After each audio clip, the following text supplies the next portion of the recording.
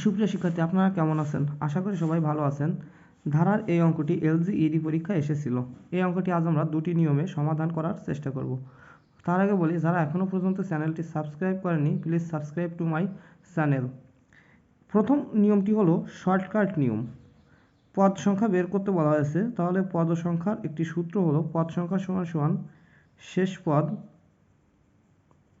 বিয়োগ প্রথম পদ বাই সাধারণ অন্তর যোগ 1। এটি হলো পদ সংখ্যা নির্ণয় করার শর্টকাট টেকনিক। শেষ পদ হলো এখানে 383 বিয়োগ প্রথম পদ হলো 5 ভাগ সাধারণ অন্তর বলতে বোঝায় দ্বিতীয় পদ থেকে প্রথম পদ বাদ, অর্থাৎ 8 থেকে 5 বাদ দিলে যা থাকে সেটি হলো 3 যোগ 1। এটি সমাধান করলেই পদ সংখ্যা বের হয়ে যাবে। 383 বিয়োগ 5 এটি করলে হয়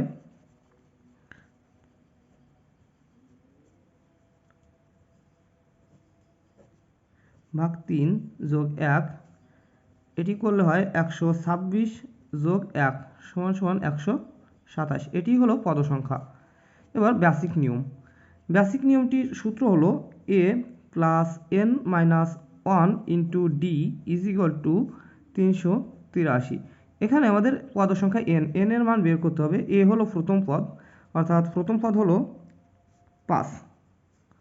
এ হলো প্রথম পদ যেটির মান হলো 5 যোগ এনটা আমাদের বের করতে হবে বিয়োগ 1, আর ডি হলো অন্তর। আমরা আগেই দেখেছি সাধারণ অন্তর হলো 383 বা 5 যোগ 3 আর n গুণ করলে হয় 3n মাইনাস 3 অক্ষে 3 ইকুয়াল টু 383 বা 5 থেকে 3 বাদ দিলে হয় 2 যোগ 3n ইকুয়াল টু 383 বা 2 এর পাশে গিয়ে হবে বিয়োগ 383 বিয়োগ 2 বা 3n ইজ ইকুয়াল টু 381, 3 অপসে গিয়ে সমান সমান অপসে গিয়ে হবে ভাগ 381 ভাগ 3, অতএব n ইজ ইকুয়াল টু 127, অর্থাৎ পদ সংখ্যা হলো 127, অর্থাৎ 127তম পদের মান হবে 383।